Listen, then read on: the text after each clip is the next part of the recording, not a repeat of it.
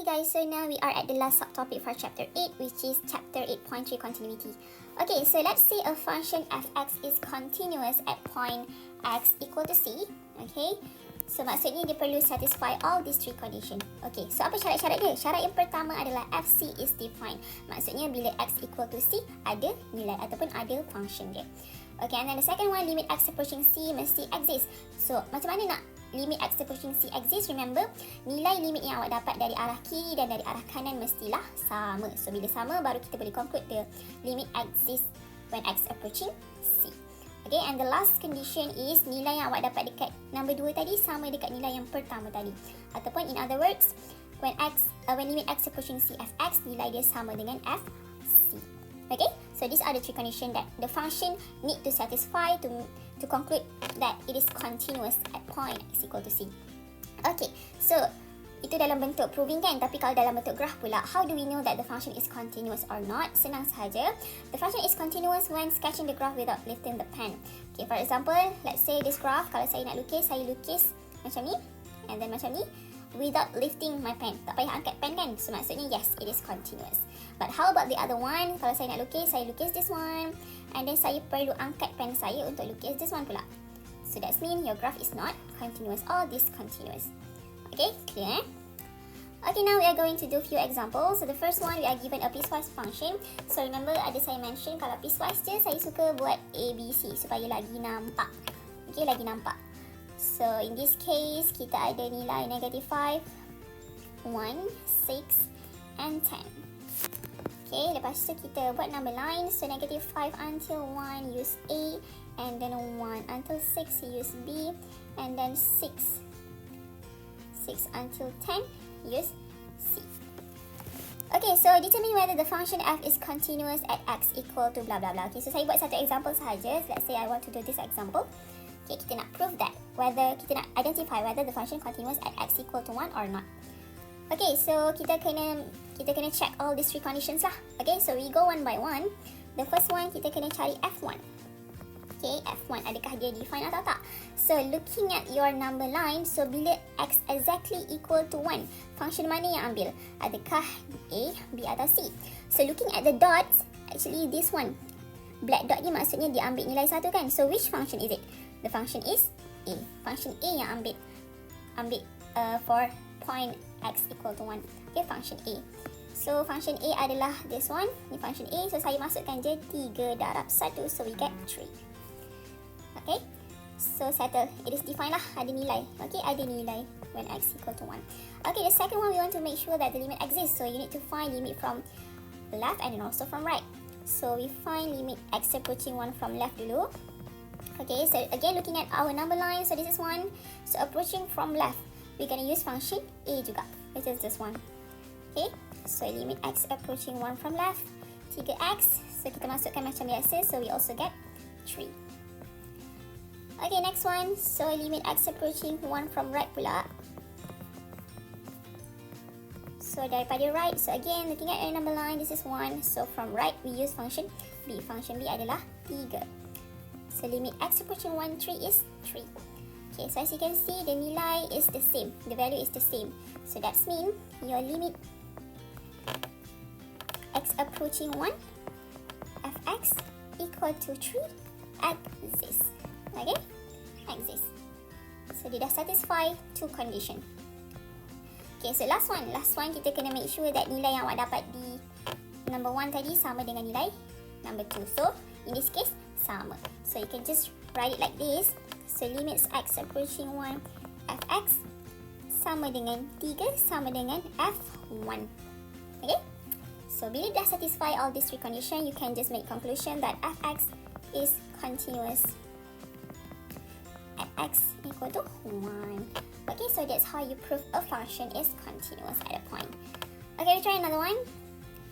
Okay, so this one pun sama saja. So I will also use number line. Okay, A, B, C. So I use number line. So we have number 2 only. So lagi kecil dari 2, kita akan pakai A. Exactly 2, we use function B. And if greater, and if greater than 2, we can use function C. Okay, show that fx is continuous at x equal to 2. So sama je step dia. First one kita cari f2. So f2 kita tengok dekat kita punya function yang mana yang ambil x equal to 2. Exactly x equal to 2. The answer is B. So the function is 4. Number 2, kena cari limit from left and right. So kita tengok dulu approaching 2 from left. So this is 2 approaching from left is function A. So function A adalah x square. Saya masuk terus So gantikan the value, we get 4. So next one, x approaching 2 from right. So from right sini, function dia adalah function C. Negative x tambah 6. Negative x tambah 6. So kita masukkan negative 2 plus 6, we also get 4. Okay, so maksudnya in this case, the limit is also exists. So limit x approaching 2, fx is equal to 4. And last one, you need to check whether it has the same value for number 1 and number 2. The answer is yes. Okay, so you can just write like before. Equal to 4 equal to f2. Okay, so bila dah satisfy all the three conditions, remember you need to make conclusion. Okay, continuous at x equal to 2. Okay, settle. Okay, so now let's do another 2 examples untuk 8.3. So number 3, dia kata fx is equal to modulus x minus 2 bahagi x minus 2. So dia suruh determine whether fx is continuous or not at x equal to 2. Okay, so first of all, kalau korang perasan function kita ni ada modulus kan. So again, bila modulus you have to define first. Okay, kena define pakai absolute value punya definition, which is this one. X is f, x greater than 0, negative x bila x smaller than 0. Okay, so untuk x minus 2, dia dapat macam ni. So macam mana dapat macam ni? Saya dah ajar dalam lecture hari Khamis, hari tu. Okay, so please rewatch the video if you wanna refresh again how to do this. Okay, so sekarang kita nak buat based on this. Okay, sekarang kita akan tulis balik function ni. So we have fx sama dengan modulus x minus 2 over x minus 2. Okay, so kita gantikan.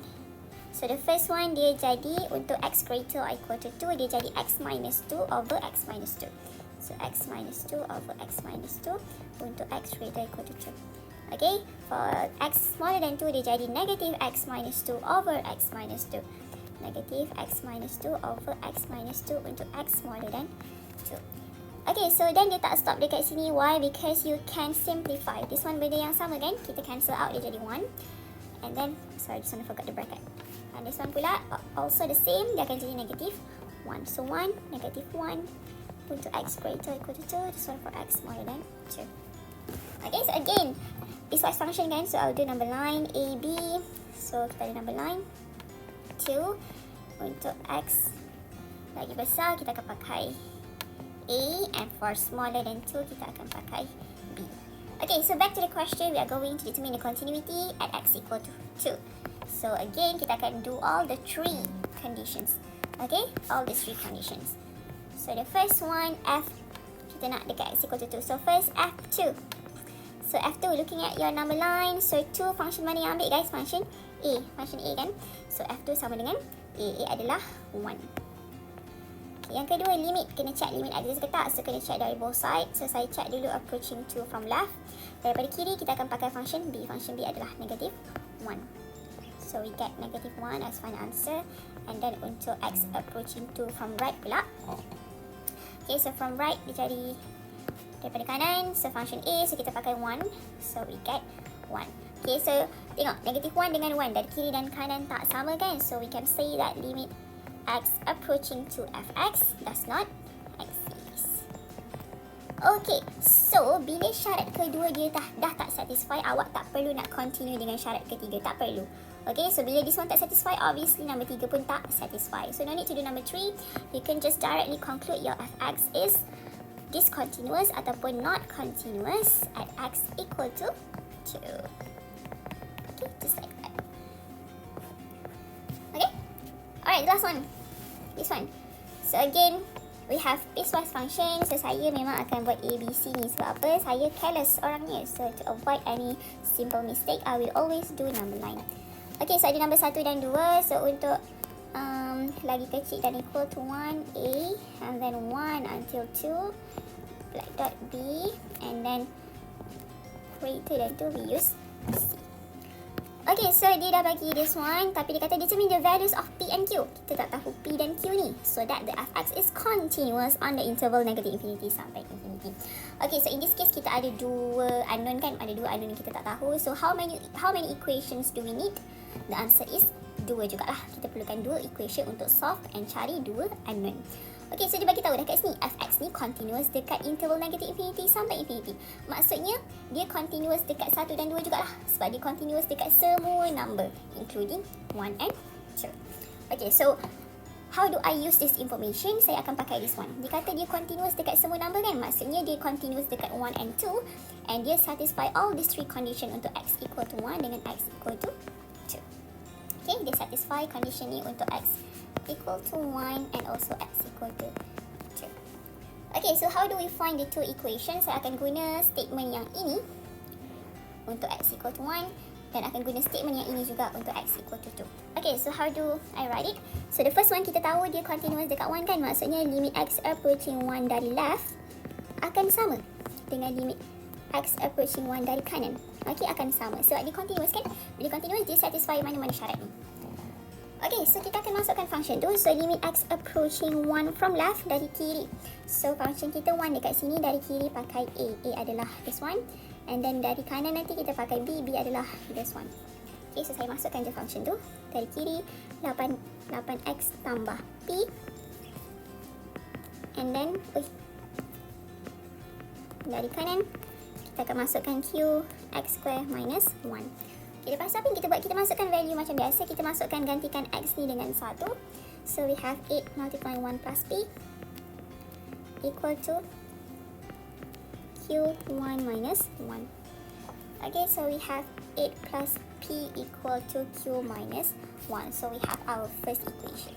Okay, so we need another one. So kita akan pakai function pula. Kita akan pakai yang untuk x equal to 2 pula. Okay, the same concept.